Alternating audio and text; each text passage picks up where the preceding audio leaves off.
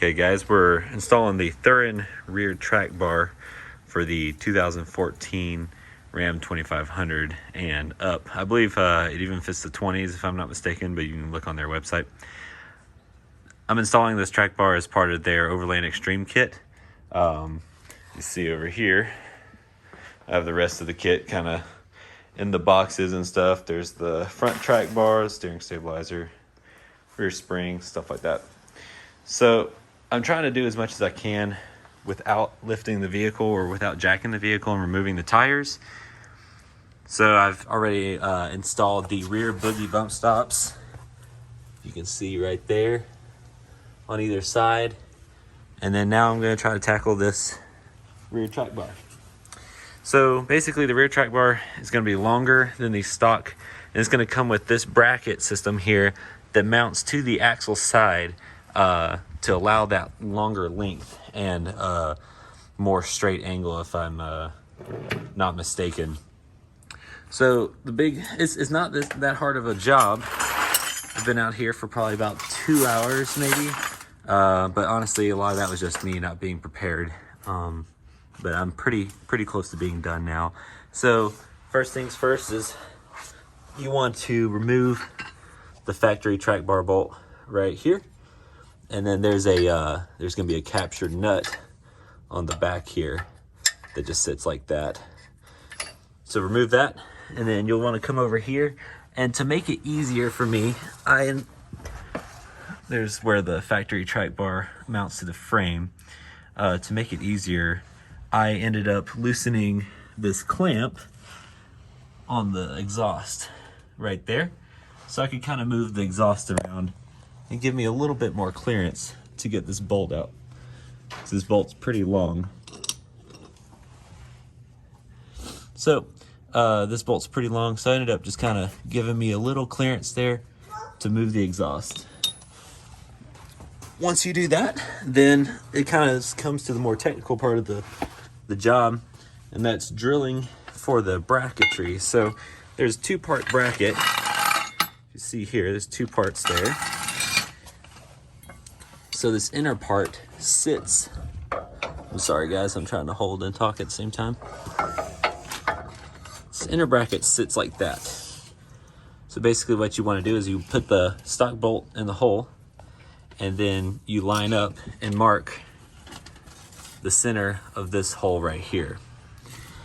Once you do that, you can remove it and then start drilling. They say that you're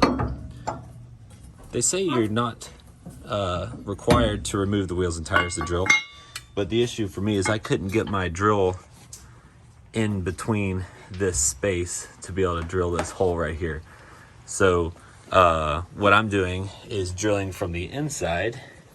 You can see it in there, drilling from the inside and out, and I just kind of measured across and down, and hopefully that'll line up right. And there's 2 factory bolt locations underneath that you need to drill out to 1/2 inch. So I've got my drill over here, and pilot drill will be 1/4 inch, and then 1/2 inch for the final drill and hardware.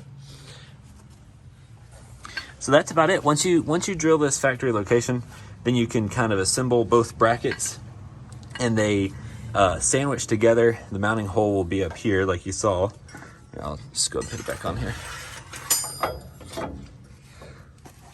The mounting hole will be up there, and what you want to do, I don't say I got a little something on the screen.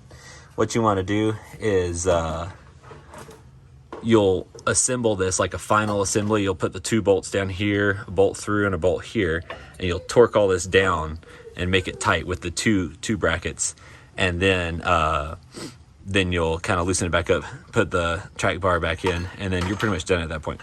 So I'll update you guys once I get the holes drilled and the brackets mocked up. Okay, so here's the bracket installed. Well, not quite installed, but just kind of temped in.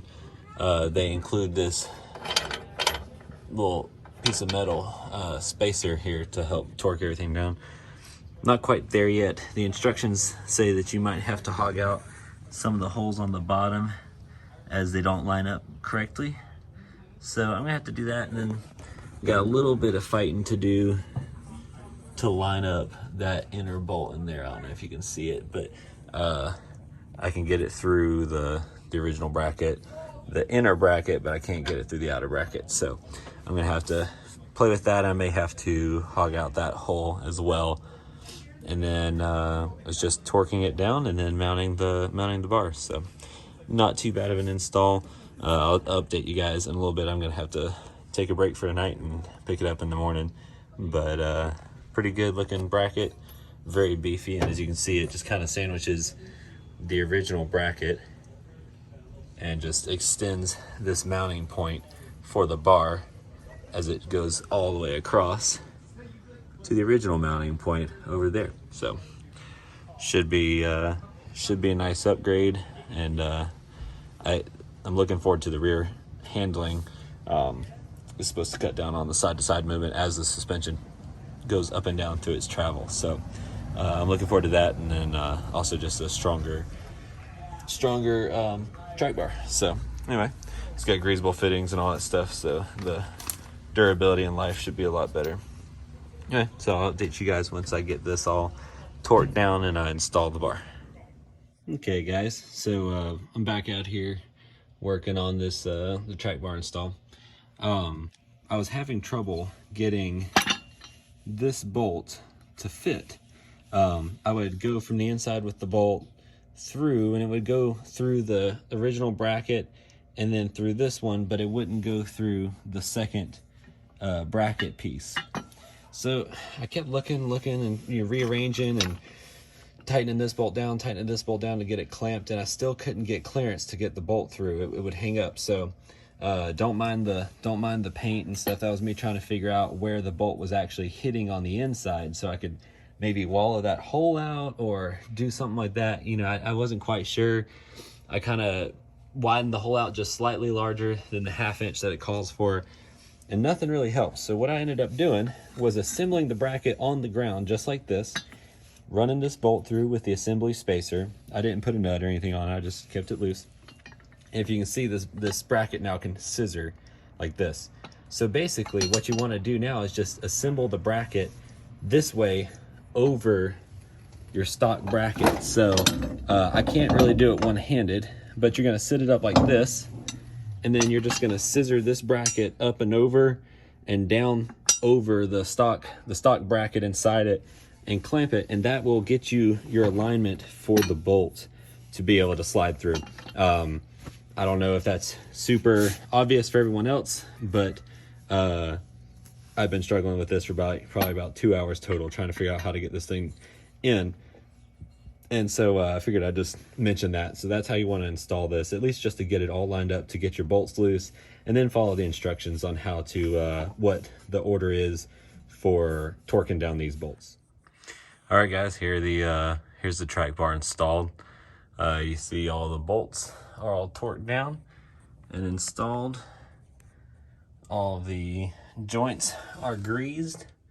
I had some issue getting this thing lined up properly, the bolt through the center and stuff like that, but just follow the instructions. It was just mainly just me being dumb and boneheaded and, you know, not reading the instructions through all the way and stuff. So I did have to wallow out those bottom holes to make everything line up, but after that everything went well. Torquing it's pretty difficult, so make sure you got a good wrench. I would suggest a crow's foot, to be honest, especially for this bolt right here.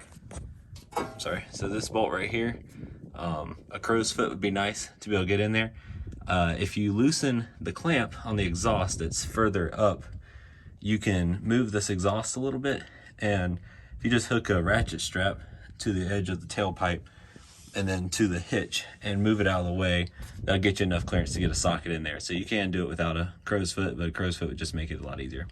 But anyway, this concludes this part of the installation. Looks real nice, looks real solid. It's in there pretty good, and then I'm just gonna retorque after about 500 miles, is what they call for. So thanks for watching the video, and watch the rest of the series as I install this Thuren Overland Extreme Kit, and then hopefully someday upgrade the shocks, and we'll try to mod this thing. But anyway, thank you for watching.